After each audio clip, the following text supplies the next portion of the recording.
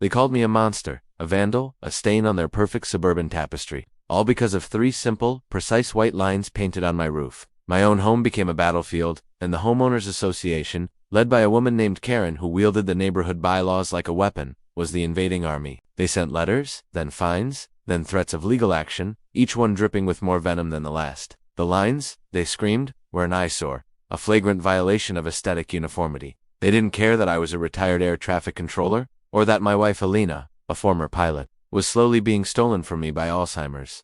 They just saw the lines. What they couldn't see was the purpose behind them. Elena's long-term memory was a fortress, but her short-term recall was a fog. She remembered her flying days with crystal clarity, every takeoff, every landing. So, in her lucid moments, we'd sit in the backyard, and I'd tell her stories of the sky. I painted those lines on the roof not as a rebellion, but as a runway, a private little runway, just for her, a landmark she could see from our bedroom window. When the fog rolled in, when she'd get confused and ask where the airfield was, I could just point and say, "Right there, my love. You're home."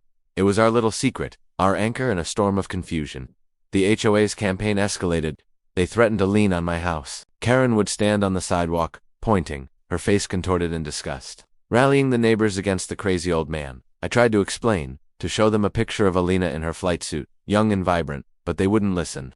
They saw a rule breaker, not a husband trying to hold on to the last threads of his wife's disappearing world. Desperate, I remembered an old friend at the FAA. I called him, not to complain, but just to talk, to vent my frustration. I mentioned the roof markings, explaining they were modeled after a decommissioned private runway marker, purely for sentimental reasons. That's when everything changed. What I didn't know was that my home sat directly under a low-altitude VFR corridor, used for training flights from a nearby municipal airport. My sentimental markings, because of their specific design and orientation, were being mistaken by student pilots as a legitimate emergency landing strip. The FAA had received 3 reports. My tribute of love had inadvertently created a serious aviation hazard. The investigation was swift. The FAA contacted the HOA, not to praise their vigilance, but to hold them accountable. Why? Because my initial building plans, which included the markings and their purpose for my wife, had been submitted and, through a clerical error on their part, approved years ago. They had approved a flight hazard and were now harassing me for it. The FAA levied a staggering $50,000 fine against the HOA for gross negligence. The letters stopped.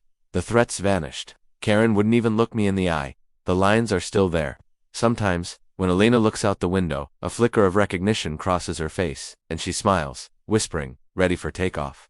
It's a bittersweet victory. If this story has touched a part of you, a part that understands love and memory, please, give this video a like. It means more than you'll ever know. Because in the end, it's not about winning battles against the Karens of the world. It's about knowing which runways are worth building.